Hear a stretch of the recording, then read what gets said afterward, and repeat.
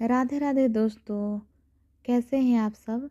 आप सबको जया एकादशी की हार्दिक शुभकामनाएं। दोस्तों, चलिए हम इस व्रत कथा का श्रवण करते हैं।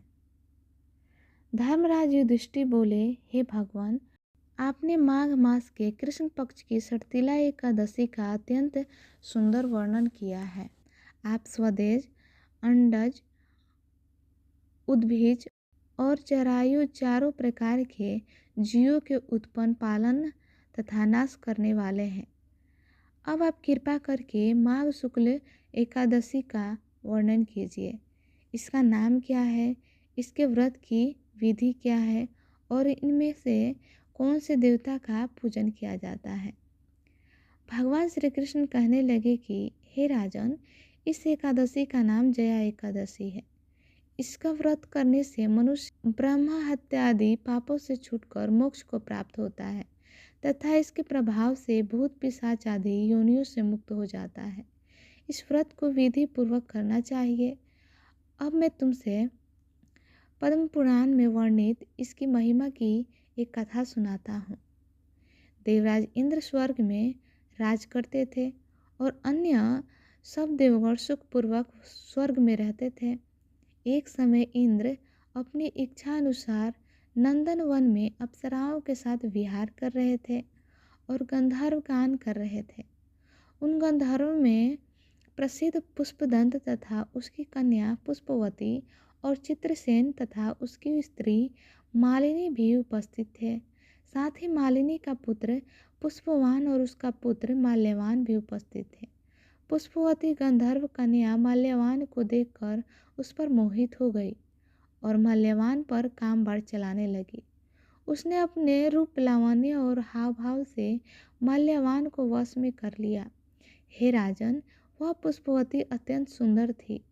अब वे इंद्र को प्रसन्न करने के लिए गान करने लगे, परंतु परस्पर मोहित हो जाने के कारण उनका चित्त भ्रमित हो गया था।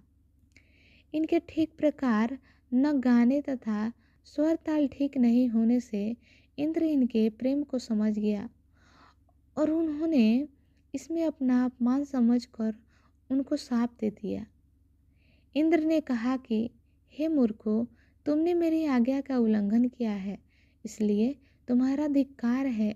अब तुम दोनों स्त्री पुरुष के रूप में मृत्यु लोक में जाकर पिशाच रूप धारण करो और अपने कर्म का फल भोगो। इंद्र का ऐसा शाप सुनकर वे अत्यंत दुखी हुए और हिमालय पर्वत पर दुखपूर्वक अपना जीवन व्यतीत करने लगे। उन्हें गंध, रस तथा स्पर्श आदि का कुछ भी ज्ञान नहीं था। वहाँ उनको महान दुख मिल रहे थे। उन्होंने एक क्षण के लिए भी निद्रा नहीं आती थी। उस जगह अत्यंत शीत था, इससे उनके रोंगटे खड़े होते रहते, मारे शीत के दांत बजते रहते। एक दिन पिशाच ने अपनी स्त्री से कहा कि पिछले जन्म में हमने ऐसे कौन से पाप किए थे जिसको हम यह दुखदाई पिशाच योनि से प्राप्त हुए। इस पिशाच योनि से तो नरक के दुख सहना ही उत्तम है, अतः हमें अब किसी प्रकार का पाप नहीं करना चाहिए। इस प्रकार विचार करते हुए वे अपने दिन व्यतीत कर रहे थे। दैवीय योग से तभी माघ मास में शुक्ल पक्ष की जया एकादशी व्रत आई। उस दिन उन्होंने कुछ भी भोजन नहीं किया और न कोई पाप कर्म किया, केवल फल फूल खाकर ही दिन व्यतीत किया और शाम के समय महान दुख से पीपल के वृक्ष के नीचे बैठ गए। उस समय सूर्योदय भगवान अस्त हो रहे थे। उस रात को अत्यंत कठिन थी, इस कारण वे दोनों शीत के मारे अत्यंत दुखित होकर मृतक के समान आपस में चिपटे हुए पड़े थे। उस रात्रि को उनको निद्रा भी नहीं आई। हे राजन, जया एकादशी के उपवास और रात्रि जागरण से दूसरे दिन प्रभात होने से ही उनकी पिशाच योनि छूट गई। अत्यंत सुंदर गंधर्व और अप्सरा की देह धारण कर सुंदर वस्त्राभूषणों से अलंकृत होकर उन्होंने स्वर्गलोक को प्रस्थान किया। उस समय आकाश में देवता उसकी स्तुति करते हुए पुष्प वर्षा करने लगे। स्वर्गलोक में जाकर इन दोनों ने इंद्रराज इंद्र को प्रणाम किया। इंद्र इनको पहले रूप में देखकर अत्यंत आश्चर्यचकित हुआ और पूछने लगा कि तुमने अपनी पिशाच योनि से किस तरह छुटकारा पाया।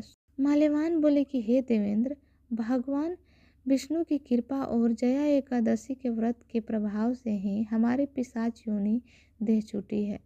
तब इंद्र बोले कि हे माल्यवान, भगवान की कृपा और एकादशी का व्रत करने से न केवल तुम्हारी पिशाच योनि छूट गई, बल्कि हम लोग भी वंदनीय हो गए, क्योंकि भगवान विष्णु और शिव भक्त हम लोगों के वंदनीय हैं। अतः आप धन्य हैं।